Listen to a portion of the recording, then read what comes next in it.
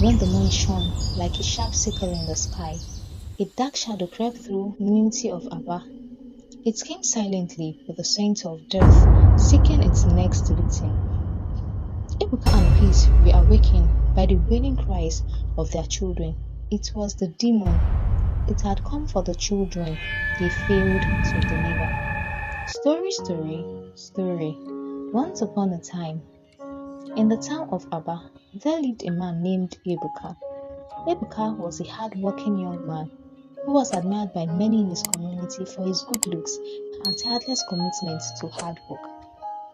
But beneath the hard-working young man people saw was a desperate man seeking ways to make wealth at all costs. Ebuka and his wife Peace had three children, Precious, Cynthia, and Armizi.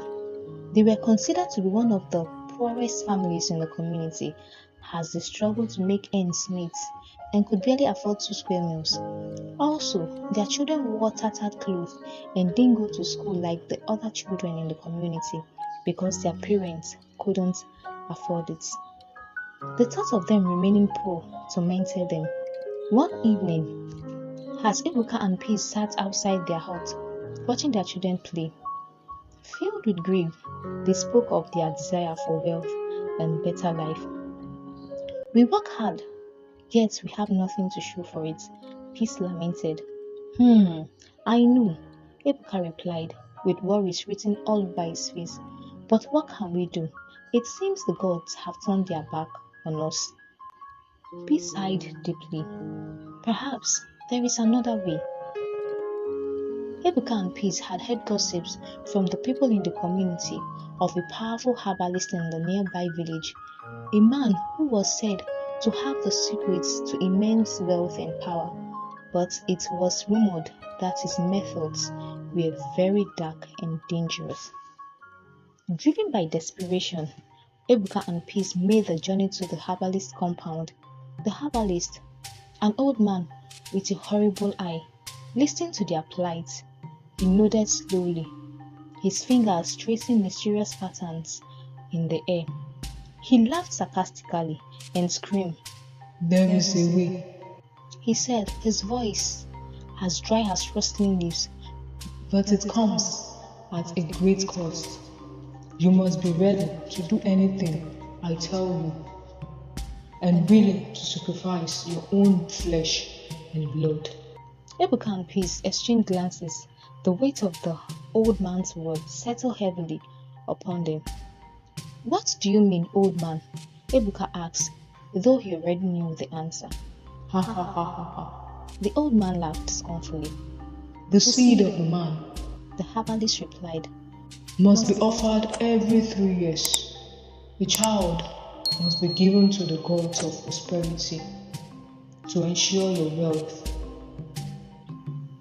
Ebuka and Peace, hearing this, remained silent, confusion written on their faces.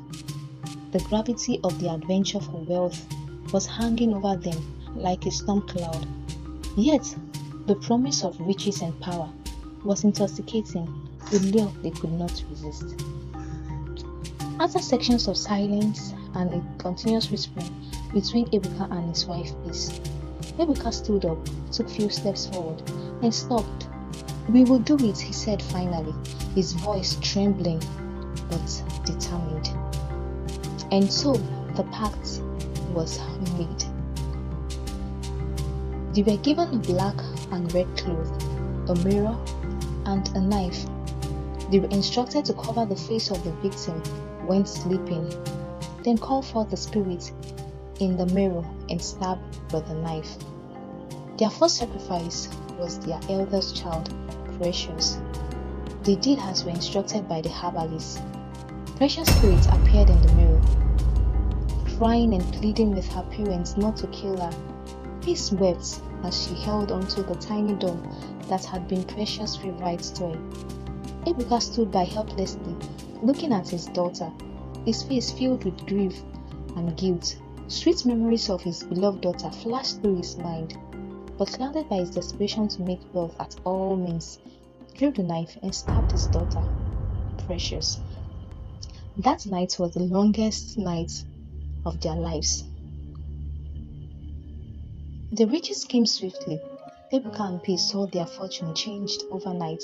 The people in the community marveled at their newfound wealth, never suspecting the dark secret that laid beneath it all, because they believed Ebuka was a hard-working young man whom they admired his commitment and dedication to hard work.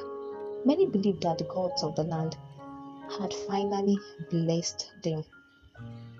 As years passed, Ebuka and Peace made a sinister plan to ensure they could fulfill their pacts without losing more of their own children. They decided that Ebuka would impregnate other women and take their children as offerings to the demon who happens to be the gods of prosperity. In their minds, this was a way to protect their own children while still reaping the benefits of the bargain. This was a plan that initially worked for them, but just for a while. Ebuka used this charm and good looks to woo women from other communities, offering them promises of love and stability. When the children were born, he convinced the mothers to give him custody, telling them he would be taking them to the city so they would be well taken care of. One day, Ebuka met Ineka, and as usual, he promised her wealth and comfort and went on to impregnate her. Ebuka started conversing on how he would love to take the child to the city for a better and more comfortable life. Ineka, who had heard so many beautiful stories about the city and had also dreamt of going there, excited about the news, told Ebuka that she would love to give birth to their child in the city. Ebuka, hearing this from her, told her to stop dreaming about going to the city because she won't be living in the city with them and he'll be going alone with their child.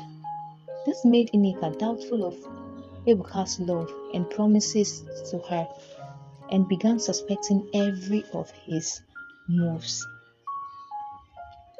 One of the nights Ebuka came visiting, Ineka decided to fool him to know his true intention for her and her child. She pretended to be fast asleep, not responding to Ebuka's several attempts to wake her up. Just when she was about giving up on her plans, Ebuka's phone rang. She heard him talking to a lady, telling her not to worry, that Ineka will soon put to bed and he will use a child for their next sacrifice. Ineka could hear the lady's voice clearly, telling Ebuka that they have just 3 months left to perform the sacrifice, which Ebuka assured her he would get the child once delivered. Ineka, who was disappointed, heartbroken, and filled with resentment towards Ebuka, also decided to surprise him. She thought of what she could do to save her child from Ebuka's wicked and evil plans. Ineka patiently waited till the week of her delivery to carry out her own plans. Ebuka and Peace, filled with excitement that finally their long-awaited sacrifice would be born that week, made plans to visit Ineka together. They both agreed to introduce Peace to Ineka as his younger sister, who would stay and help her for a while when she puts to bed. Ineka, pretending to be ignorant of their scheme, warmly received Peace. Ineka interacted smoothly with Peace, avoiding any kinds of suspicious acts. That night, when Ebuka and Peace were asleep, Ineka packed few of her belongings and ran for her dear life. When Ebuka and Peace woke up in the morning, they realized they had been fooled by Ineka. Nemesis had caught up with them. They had no time to undo what had been done to them by Ineka. Their sacrifice was gone. Peace kept shouting, "We have been doomed, we have been doomed, we have been doomed." The time came for them to fulfill their promises to the demon, to sacrifice the man's seed to the gods of prosperity, who kept appearing and reminding them of their promises to the gods.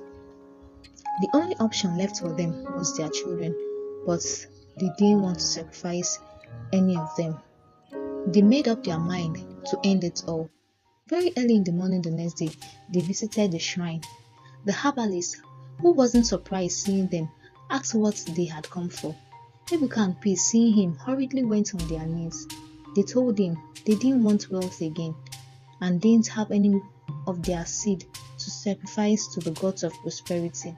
The herbalist mockingly laughed and told them it was too late to turn back. You can't fool the gods, he said. Ebuka and his wife pleaded with the herbalist to help beg the gods, but all their pleas fell on deaf ears as the herbalist angrily walked away.